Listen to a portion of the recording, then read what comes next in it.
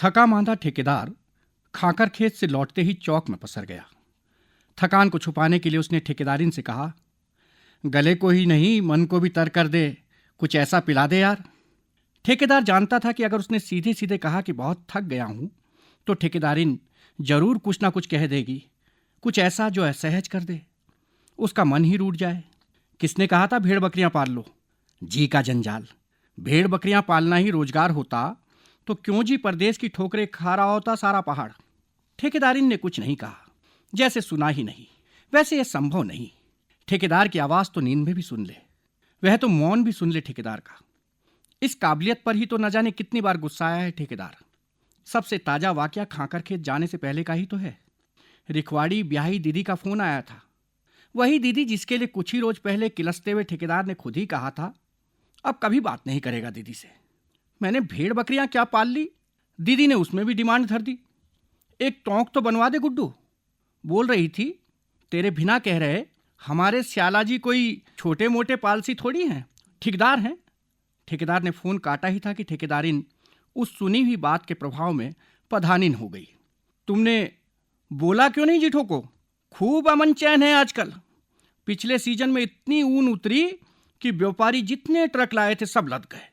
फिर भी इतनी ऊन बची है कि पाखुली या तोंक जो मन हो बोलो, बनवा देते हैं। ठेकेदार गुस्सा गया। इस बात से नहीं कि ठेकेदारिन ने टोन कसा, उसके भीतर तो खीज उभर आई कि जिस बात का अंदेशा था वह घट ही गई।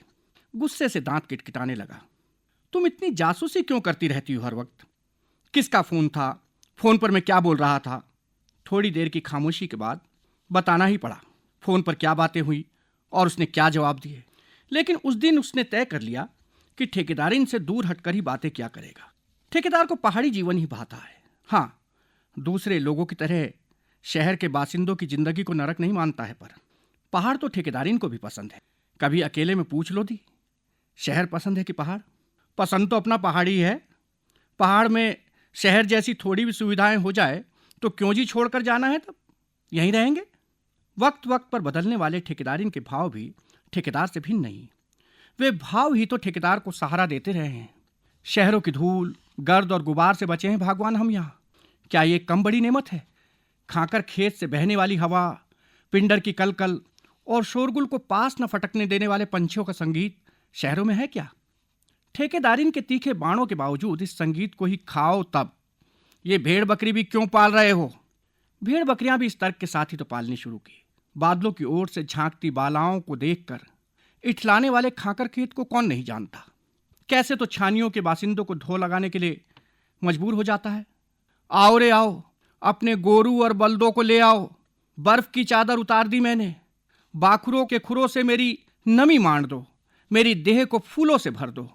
लेकिन ठेकेदारिन के उल्हाने कई बार अकेले में डिगा तो देते ही हैं। खुद ही कहने लगता है अब तो खाकर खेत भी खाकर खेत नहीं रहा। छानियों की ही क्या जी बात करनी। गांव भर में घर कूड़ी ही बांझ पड़ी हो, जब ओबरे में काई जमी हो और मैजुल की छतों की फटाले जहां तहां से उखड़ रही हो। दुरानियों जिठानियों की खिलखिलाटों से भरे रहने वाले धुरपुलों में सन्नाटा पसरा हो।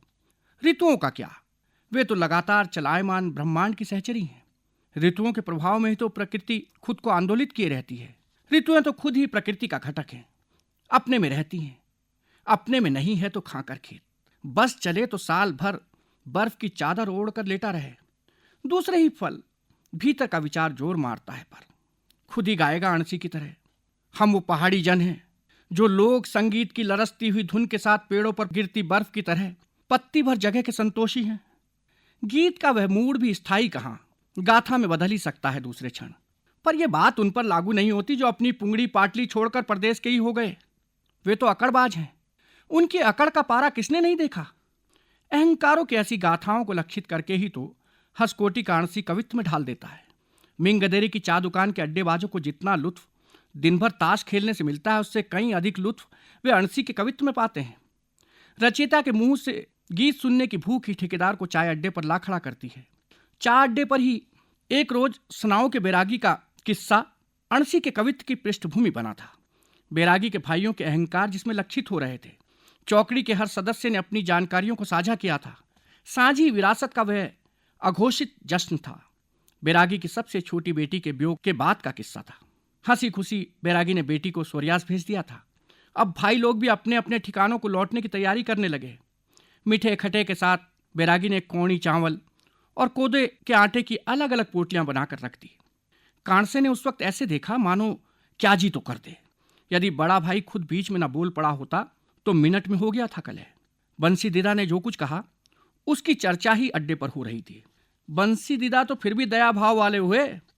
अपनी बात इस तरह कर रहे थे कि बैरागी को बुरा भी ना लगे और समझ भी जाए कि ये छोटी मोटी पोटलियों वाले प्रेम के झूठ को ना रच भाई। सारा हिसाब दे, किस खेत में कितना अनाज हो रहा है। सालों से तू ही तो खा कमा रहा है। ना तो आज तक मैंने कभी अपना हिस्सा मांगा और ना ही बर्मा ने। कौन है यार बड़ा, बंसीदत्त या बर्मादत्त? दोनों को ही बड़ा मानो भाई। बैरागी से तो बड़ा है ही, छोटा सबसे ही बड़ा।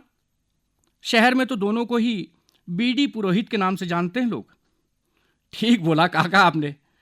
अगर जो बैरागी दीदा भी शहर चला गया होता, नाम तो उसका भी बीडी पुरोहित ही होना था।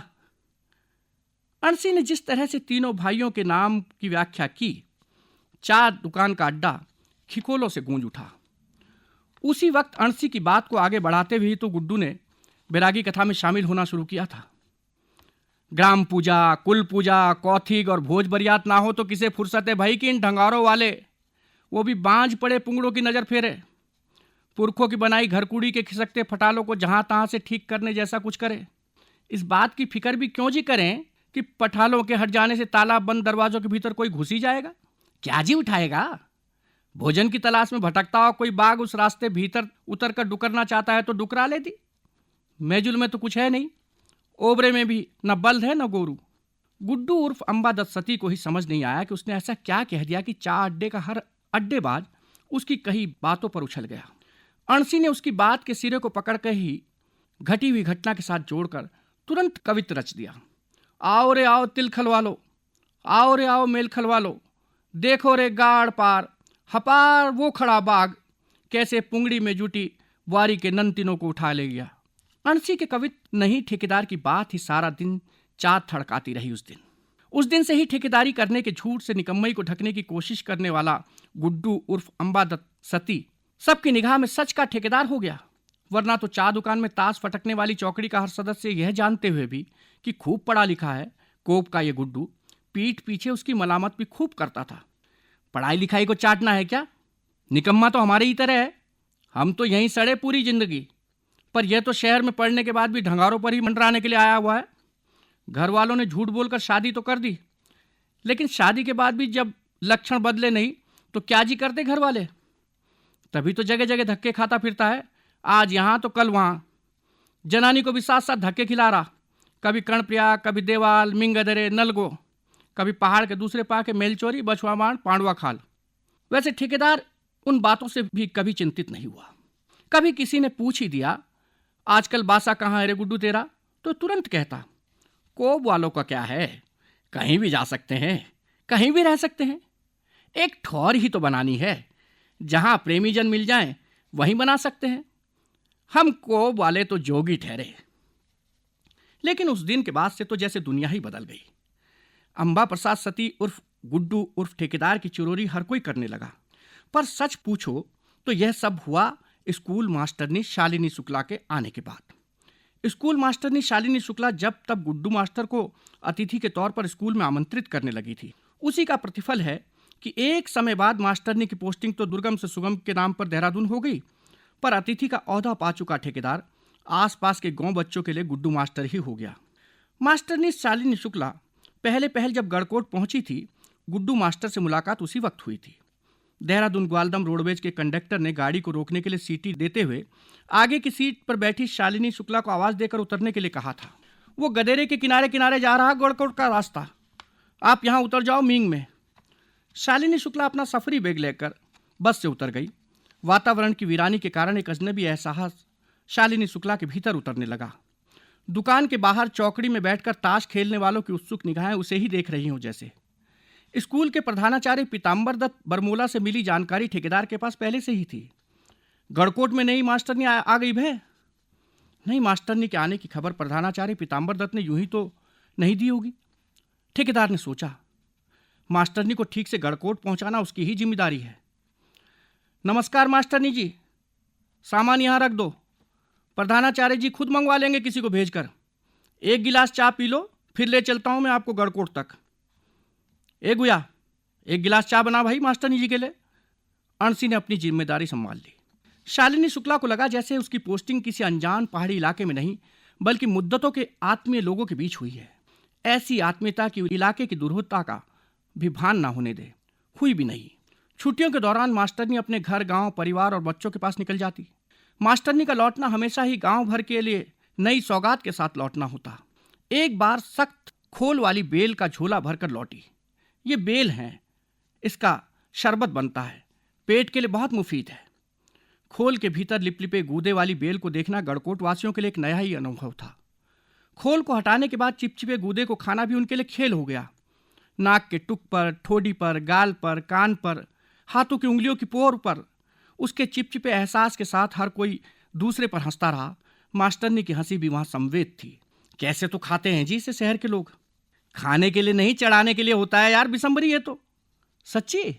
मेरी बात पर यकीन नहीं तो ठेकेदारी से पूछ ले। यदि बिलपत्री के पेड़ तो हमारे पहाड़ में भी हैं भाई, पर उनमें तो हमने देखा नहीं कभी कोई फल। चूहल और खिलखिलाहट से तर वह ऐसी गुदा चिपचिपाहट थी कि धोना चाहो तो लसलसी होकर फैलती हुई।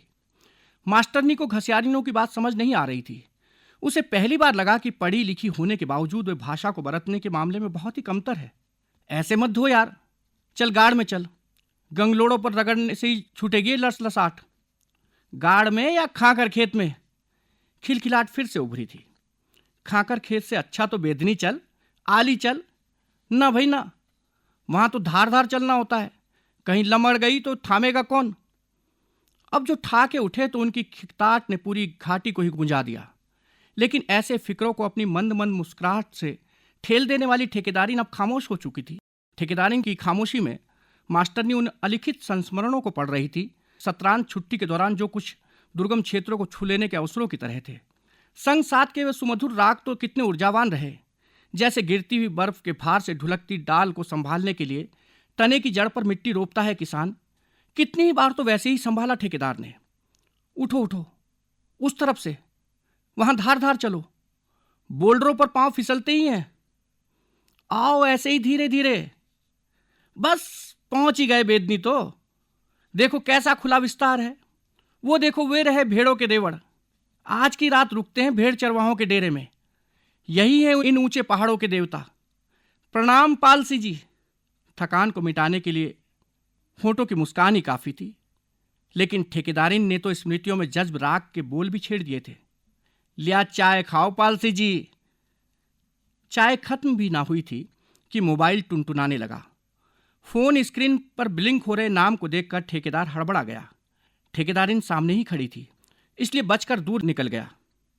हमने कहाँ जाना है, हमारी झगुली तो यहाँ की कटीली झाड़ियों में उलझे रहने को अभिशप्त है।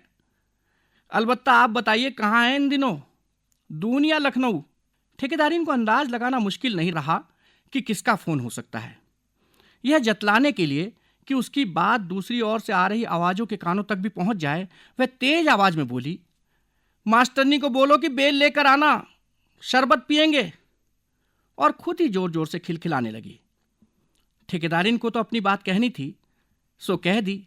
उसके कहने में कोई व्यंग्य नहीं था। खिलखिलाती रही, मानो ठेकेदार को खिजाना चाहती हो। फिर इस बात से भी उसे कोई खास लेना देना नहीं कि उसने जो कहा वह सुन लिया गया है कि नहीं, मानो ठेकेदारिन खाकर खेत हो।